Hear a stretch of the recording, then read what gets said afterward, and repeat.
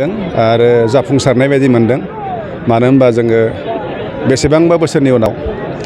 बेवहाय गामिनि गासै जोंनि दैदेनगिरिफोर लाइमोनफोर आंबो जिहेतु गामिनि सासे सोद्रोमा बे गामिनि जिहेतु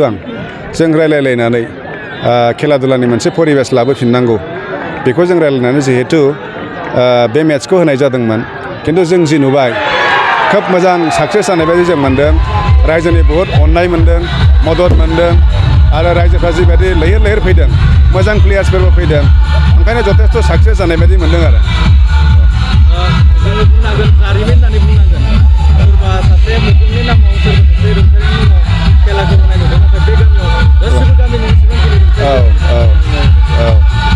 जारिमिन होननानै जारिमिनखौ होनना बुंनांगोन मानो होनोब्ला जोंनि गामिया फ्राय 100 बोसोरनिबो बारबाय ओमफ्राय जों मिथिगौ जों लागोआ गोदोआवहाय उदालगुरि टाउननि खोलाहा थानाय मोनसे नामजादा गामिमोन बेसेबांबा बोसोर सिगाङावनो बेवहाय MBBS ओंखारदोंमोन मोजां मोजां BSc पास MSc पास ओंखारदोंमोन गोदो 1968आव बे फोथारावनो बर' थुनलाइ आफादनि मिरुनि कनफारेन्सबो जादोंमोन दा बिदिनो गासैबो दिगाव आखा फाखा साख्रि बाख्रि खेला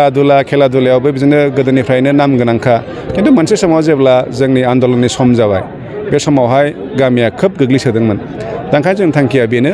जे गोदोनि जि परिबेस जों बेखौ लाबोफिननांगौ खेला दुलायानो होन फरायनायानो होन गासिबो दिगाव आरो ओंखायनो जों बे खेल जोबनाय लोगो लोगो गामियाव जों खोब मोजां स्टेप लागोन जों बे फिल्डआवनो गामिल' नङा ओनसोलनि रायजोफोरा उन्दै उन्दै गथ'फोरखौ लानानै जों कचिं होगोन फुटबलनिबो कचिं होगोन आरो बेवहाय जोंनि एसे एडुकेटेड सेंग्राफोरखौ बा matric pass higher secondary pass जानाय सेंग्राफोरखौ जोङो जाहाथे साख्रि बाख्रियाव बिथांमोना सांग्रांथि जानो हायो बेनि थाखायबो जोङो आसाम पुलिस पारामिलिटारि बा डिफेन्सआनो होन बेनि दिगावबो जोङो कचिं होनो थाखाय जों बेबस्था लागोन आरो बेवहाय सार जोंनि बे समाव जों नुनो मोन्दों माखासे गोबां ओनसोलफोरावनो जे फुटबलखौ मोनसे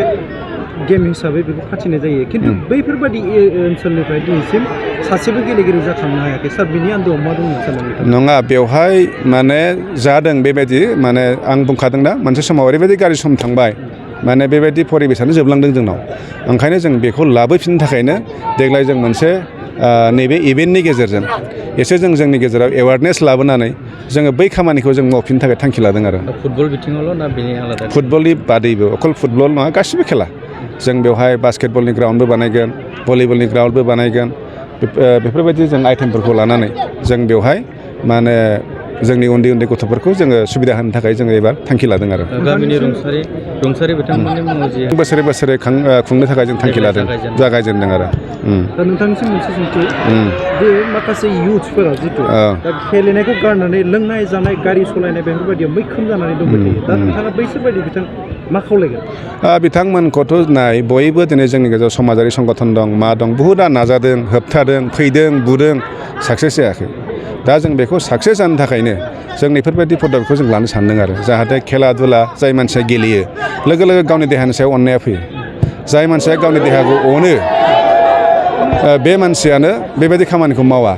ओंखायनो खनसे जुदि जों बेखौ जुदि खेलानि फारसे गोसो जानो हायोब्ला बिथांमोना गावखौनो अननाय फैगोन आरो बेजोंनो गावखौ संस्थापन खालामनो थाखाय बिथांमोना नाजागोन आरो ओंखायनो जों बे प्रसेसा इमान थाबै जानाय बुस्थु नङा जों लासै लासै जों बेखौ मावनो थाखाय आखायाव लागोन आरो फै बयबो फै जमदुवार दख'रानि थाखाय मोनसे फोसावथाय गसाइगाव महकुमानि सिङाव थानाय जमदुवार दख'रा एबसुआ सानथामनि हाबाफारिजों गाजा गोमजायै 5थि खेब बोसोरसालिया जथुम्मा खुंफुंगोन फैगौ नभेम्बर दाननि 6, 7 आरो 8 खालारखालि सानथामनि मेहेरगोनां हाबाफारिजों गाजा गोमजायै खुंफुंगोन मख'नो गोनांदि खुंफुंनो गोनां जथुम्मायाव बायदि मेहेरगोनां आयदाफोरबो लाफानाय जादों बेबायदिनो भलिबल काबादि खन्थाइ आवरायनाय लिरनाय बायदि बायदि दिन्थिफुंनाय आयदाफोर लोगोआव जांख्रिथायारि देंखोगिरि दैख्लं खुंगुर बसुमतारी देंखोमु 1, 2, 3 मेथाइ खननाय बादायलायनायबो लानाय जागोन फारि बायदियै देंखोमु 1, 2, 3 मेथाइ रोजाबनायाव दख'रानि बेन्दोंआव थानाय गामिफोरनिफ्राय 14 बोसोरनिफ्राय 30 बोसोरसिमनि गेजेराव थानाय बिजाथिफोरा मेथाइ रोजाबगिरिफोरा बादायलायनायाव बाहागो लानो हागोन मोनाबिलिनि हारिमु बादायलायनायाव गाव गावनि रोंगौथिजों बिजाथिफोरा बाहागो लानो हागोन